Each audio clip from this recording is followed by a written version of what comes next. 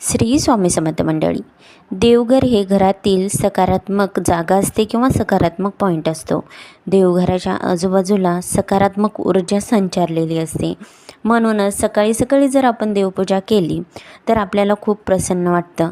देवपूजा ही आपल्याला कधीही 12च्या आतच करायची आहे. 12च्या नंतर आपल्याला कधीच देवपूजा करायची नाही.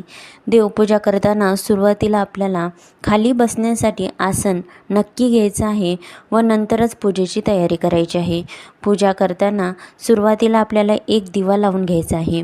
दिव्याची पूजा तुम्हाला करायची आहे, कारण आपण केलेल्या पूजेची किंवा आपण केलेल्या सेवेची साक्ष अग्नी देत असतो. त्याच्यामुळे कधीही कोणतीही सेवा करण्याच्या आधी आपल्याला अग्नी प्रज्वलित करून घ्यायचा आहे.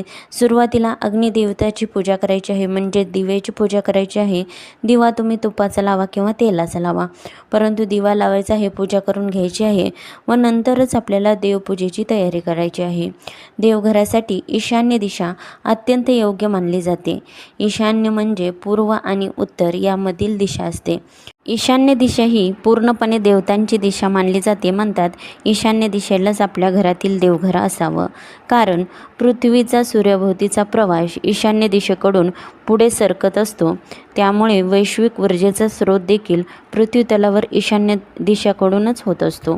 आपण त्या दिशेला जर तोंड केलं तर ती ऊर्जा आपल्या शरीरात प्रवेश करत असते आणि आपले तन मन पूर्णपणे शुद्ध करीत असते. तसेच आपल्याला दिवसभर प्रसन्न देखील वाटते. ईशान्य दिशेस अतिनील किरणाचा प्रभाव जास्त असतो. तो आरोग्यास आपल्याला खूप चांगला असतो आणि तो आपल्या शरीरात प्रवेश करत असतो.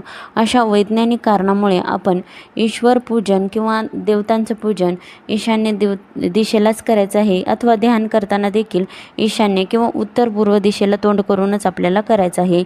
हेच आपल्याला लाभदायी असते. तसेच बऱ्याच जणाला माहीत असेल की देव्हारा जो घरात असतो त्याला कधीच कळस नसू नये किंवा ते पिनाकल, विजेचे खांब, गोमुख, झेंडा इत्यादी कधीच नसू नये. वरचा भाग हा सपाटच असायला हवा. त्याच्यावर पोथ्या किंवा उदबत्त्या किंवा इतर सामान कधीच ठेवायचं नाही. देवघरातील वरचा भाग जो असतो, छताचा भाग, तो आपल्याला मोकळा, सुटसुटीत आणि स्वच्छ ठेवायचा आहे. धूळ देखील आपल्याला त्याच्यावर बसू द्यायची नाही. असे सामान ठेवले तर ते देवतांच्या डोक्यावर वजन किंवा भार ठेवल्यासारखं होतं आणि त्यामुळे घरामध्ये मानसिक ताणतणाव वाढतो. तसेच घरात किरकिरेही वाढतात. घरगुती देव्हाऱ्याचे दार बंद होणारे कधीच नसायला हवे. ते नेहमी उघडे असायला हवे. देवघरामध्ये एकाच देवाच्या 2 मूर्त्या आपल्याला कधीच ठेवायच्या नाही. तसे 2 शिवलिंग, 2 गणपती, 2 शालिग्राम अशा मूर्त्या आपल्याला अजिबात ठेवायची नाही.